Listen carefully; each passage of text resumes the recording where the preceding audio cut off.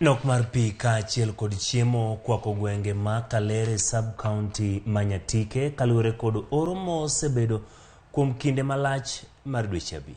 Oganda makono koro dwaro mondo piny owacho okonygi kod chiemo mar resogo midhiero mag kech. Auche mathoth kaachiel kod yawo mane okuny mondo okony oganda bende osetuo, kendo oganda wuotho mabor ka gimanyo pi ma gitiyogo e udi kaachiel kod mago mag jamni. Ripota marwa Jo Juma miwa chal mar wach mar midhiero ni.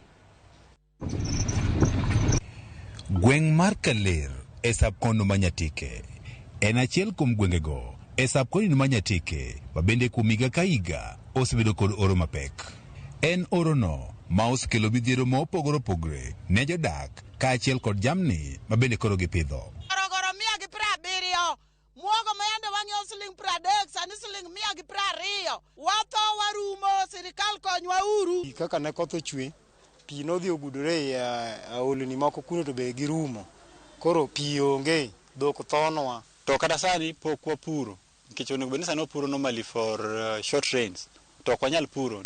Nok mar pi kaachiel kod chiemo sani okwako gweng'ni, ka bende kata mana lum ma jamni koro nyalo chamo koro onge. Wapidho dhok to pi chandowa kabisa, kendo waonge pi ma dhok nyalo modho. Kendo king'iyo kama wantiere ni, wan kama otuo kabisa. Nde onge koro dhok thonwa, to wan dhok no e gima nyalo konyowa kabisa. Cham mane oganda opidho ne owang' duto nikech onge mar koth, ma bende koro osebedo kuom dweche maloyo 3.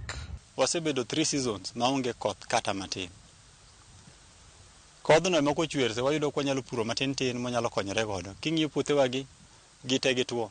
Gik moko nengo gi oidho moko nya kata yudo.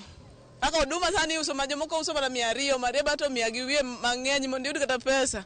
To yore yuto be manyalo miyo yud kata chiemo go tek. Aoche mathoth kaachiel kod kata yawo mane okuny mondo koro kan pi bende koro osetuo, ka bende oganda koro wuotho ondao mathoth ka gimanyo pi.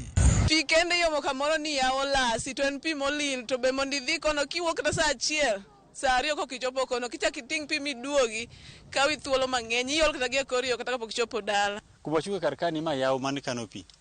Koro koni yawo gi mondo losgi gibed rehabilitated mondo mi wakan pi mang'eny manyalo konyowa for minor irrigation. Wadhi aora moro ni Ondoche, to Ondoche no timo chuodho, dhok modhe lae, punde lae, jibe luokore malo to mol ko biro mwalo.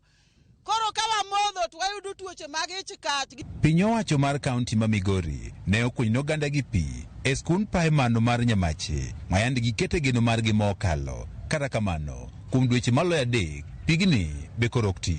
Pi nokelnwa e skul miluongo ni Nyamache, pi ok ti, sani dweche 3 ok wane pi gi wang'wa. Kaka jogo nolose to dhi ndalo 3 pi okethore, nyaka sani pok waneno pi.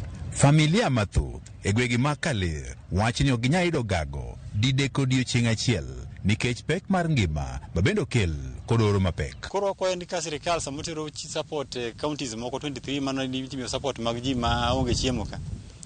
Gipar gi ni Migori kode bende nitie kuonde mabedo tuo ma bende winjo marach. Onge kaka wanyalo puro nikech pi nogono onge, to koth wategemea koa malo kuom Nyasaye to pok omiyowa godo.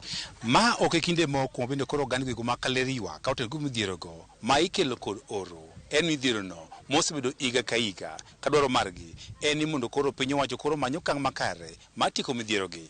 Jo Juma, Ramogi TV, Migori.